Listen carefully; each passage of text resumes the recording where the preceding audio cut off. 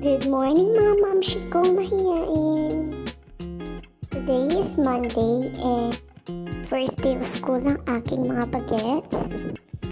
Dahil maaga ang pasok nila, kailangan natin gumising ng mas maaga. Kaya ayan, luto for the go. Siyempre ang lulutuin natin is yung request nila kagabi. Para daw mabilis daw sila kumain at matapos, sabi. Ayan nga, ginising ko na ang aking kuya dahil mas maaga ang pasok niya kaysa kay Bunso. Habang naghahanda pala ako ng pagkain ng aking kuya, yan lumapit siya. Tinanong niya pa talaga kung niluto ko ba daw yung request niya.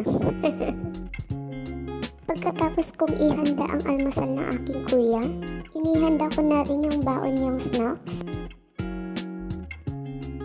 At dahil napakabilis ng oras at ang bagal kumain ng aking kuya, ayan, minadali ko na siyang paliguan at bihisan dahil ilang minuto na lang ay pasok niya na.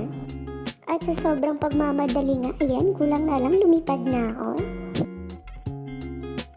Sakto nga at nagising na rin ang aking bunso dyan at aalis na rin kami, ayan.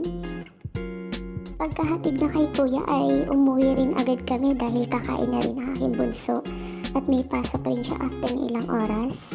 Ayan nga, habang naghahanda ako ng baon niya, sabi niya siya daw maglalagay sa bag niya.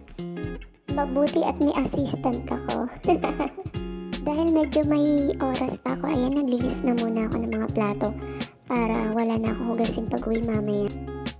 At dahil nga first time pumasok ni Bunso sa school, ayan, super excited po siya at siya nang kumuha ng mga pamunas niya.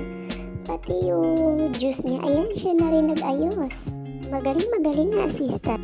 Kinakarga na nga ni daddy ang gamit niya sa school and sinusuotan ko na siya ng shoes. And we're ready to go.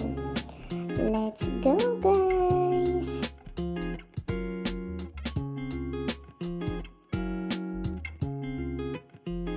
Pagkatid nga pala kay Bunso ay aalis na rin tayo agad dahil may iba pa tayong lalakarin.